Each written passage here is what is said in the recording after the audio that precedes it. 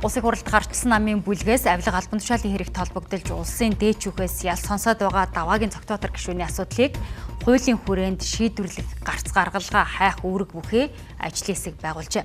За ажлын хэсгийг хууль зүйн дотоод хэргийн сайд асан улсын хурлын гишүүн Тэмүүжин ахалхааруулжээ.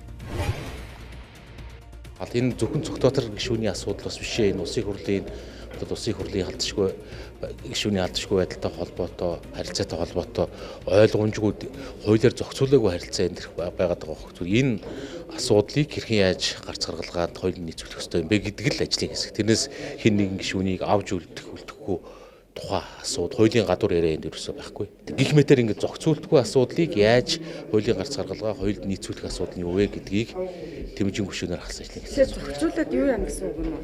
Гишүүнийг хуулинд нийцүүлэх энэ зохицуулалт. Тэр бол тусдаа.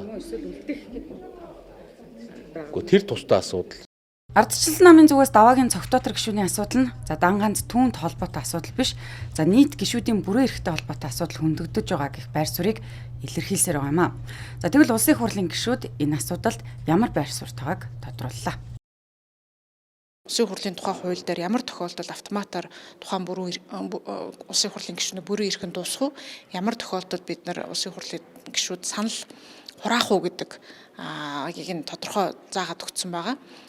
Энэ дээр улсын дээд шүүхийн шийдвэр гарсны дараа санал хураана гэдэг бол ер нь логикийн хувьд жоохон зөрчилдөөнтэй асуудал байгаад байгаа. Тэгээд санал хураагаад дээд шүүхийн шийдвэрийг хүлээж авахгүй гэсэн шийдвэр гарах юм уу яах юм гэдэг те. Тэр энийг хууль тогтоомжийн хувьд жоохон ярилцаад хурдхан шийдчих юм бол энэ асуудал шийдэгдэж байгаа гэж харж байна. Энийг хаанаас эхлүүлэх ёстой юм бэ? Одоо энэ чинь нөгөө бичгийн нэрээгүй энийг өөрчлөх ёстой гэдэг хүн болгон хэлээд байгаа боловч эхлэл байхгүй л яваад байна. Эхлэл бол миний бодлоор төрийн байгуулалтын байнгын орноос эхлэх ёстой. Яг хоо улсын хурлын гишүүд бол сонгогдсон буюу ард түмний төлөөлөл болж байгаа. Тэгэхээр ард түмний эрх ашигыг нэг талдаа хамгаалж байгаа гэсэн үг. Тэр эрхийг л дархалж өгч байгаа хэлбэр байхгүй. Тэрнээс биш хуу иргэнийг дархлаад байгаа хэлбэр юусэн биш.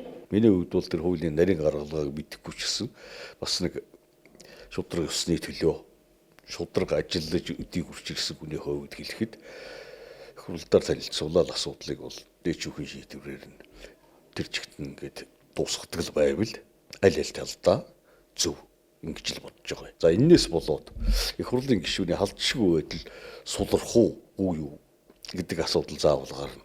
Гэхдээ тэр халдшгүй байдал сулрах уу юу гэдэг нь өөрөө нэлээд маргаантай асуудал.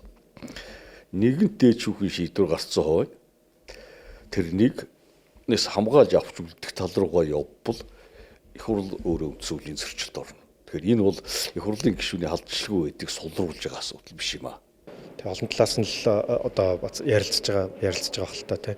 Гэтэ яг уу үндсэндээ бас тэгээд зарчмал баримтлах хэрэгтэй л доо. Тий. Эцсийн зарчмал баримтлах хэрэгтэй. Тэгэхээр гишүүн хүн өөрөө бусад гишүүнийг шүүх нь өөрөө тий одоо шүүж эсвэл тэн дээр одоо тийм гүгж конот дарах нь надад зөрчилтэй санагдал юм л да тий. Тэгэхээр энэ дээр бол яг төрийн байгуулалтын байнгын ороо хууль зүйн байнгын орооны одоо дүгнэлт илүү харна гэсэн.